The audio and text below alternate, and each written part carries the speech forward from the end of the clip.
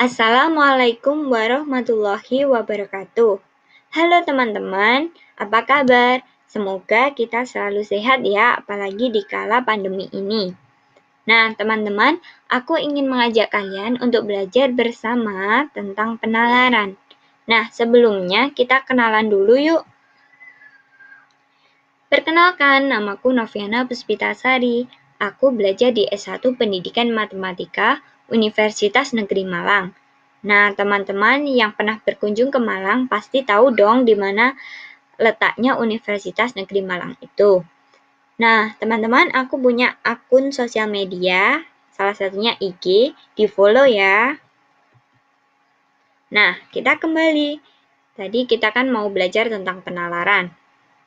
Nah, apa sih penalaran itu?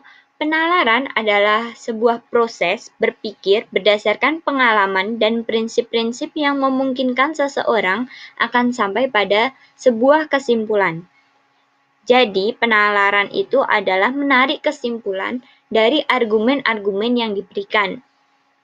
Nah, dalam pengembangan matematika itu ada jenis-jenis penalaran yang digunakan. Apa saja? Ada 3. Yang pertama intuisi, induktif, dan deduktif. Apa sih maksudnya ketiga itu? Kita bahas satu-satu ya. Intuisi. Intuisi adalah istilah untuk kemampuan memahami sesuatu tanpa melalui penalaran rasional dan intelektual. Bisa dikatakan juga bahwa intuisi itu datangnya secara tiba-tiba. Contohnya gimana? Maksudnya, tiba-tiba seseorang itu terdorong untuk membaca sebuah buku. Nah, kita nggak tahu itu dari mana asalnya. Jadi, tiba-tiba saja datang. Gitu. Itu adalah intuisi. Selanjutnya, yang jenis kedua ada induktif.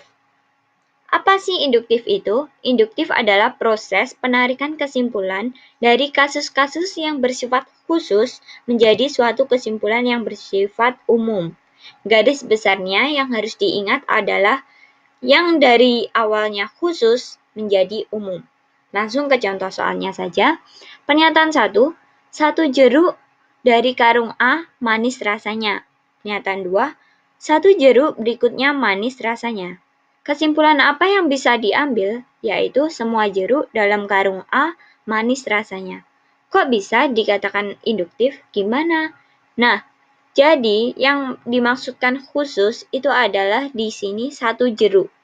Satu jeruk itu bersifat khusus. Satu jeruk di pernyataan 2 itu juga khusus. Nah, terus kok bisa jadi umum? Di sini kesimpulannya adalah semua jeruk. Nah, semua jeruk itu bersifat umum, ya. Oke, sekarang kita lanjut ke jenis yang ketiga, yaitu deduktif. Apa sih deduktif itu? Deduktif adalah proses penalaran dari setidaknya 2 pernyataan umum atau bisa disebut dengan premis untuk mencapai kesimpulan yang logis. Nah, deduktif itu harus kesimpulannya logis dan valid. Ya. Tujuannya apa sih? Nah, yaitu untuk membuktikan suatu kebenaran yang valid tentunya ya, yang berasal dari pernyataan-pernyataan yang sudah diketahui sebelumnya. Oh iya, deduktif ini adalah kebalikan dari induktif. Kalau induktif tadi dari yang bersifat khusus menjadi umum, kalau deduktif itu bersifat umum ke khusus. Jadi yang perlu diingat adalah deduktif itu umum ke khusus. Nah, ada rumusnya, yaitu misalkan P dan Q adalah pernyataan umum dan diasumsikan bahwa premis 1 dan 2 adalah benar. Kemudian C merupakan kesimpulan yang valid. Pernyataan 1, jika P maka Q, pernyataan 2 P, maka akan kita dapat kesimpulan Q. Catatan, ketika P diasumsikan benar, maka Q harus mengikuti. Ya, jadi kita harus menganggap keduanya itu benar. Oke, langsung kita ke contoh soalnya. Di sini aku punya 3 contoh soal. Yang pertama, misalkan pernyataan 1 dan 2 berikut benar, apa yang harus Anda simpulkan? Pernyataan pertama, Jika seorang siswa bermain di bulu tangkis putra tim SMA Pejuang, maka ia adalah atlet berbakat. Pernyataan 2. Tony bermain di tim bulu tangkis putra SMA Pejuang. Kesimpulannya apa? Kesimpulannya yaitu Tony adalah atlet berbakat. Kok bisa? Dari mana? Seperti rumus yang ada tadi, jika P maka H, pernyataan 2P akan didapat kesimpulan bahwa C sama dengan H. P di sini adalah seorang siswa, H adalah atlet berbakat. Jadi kesimpulannya adalah Tony adalah atlet berbakat. Terus untuk contoh yang kedua. Nah, ini dalam matematika. Apakah argumen berikut ini valid? Asumsikan premis 1 dan 2 adalah benar. Untuk pernyataan pertama, semua siku-siku memiliki besar sudut 90 derajat. Pernyataan 2, segi 3Z salah satu sudutnya adalah siku-siku.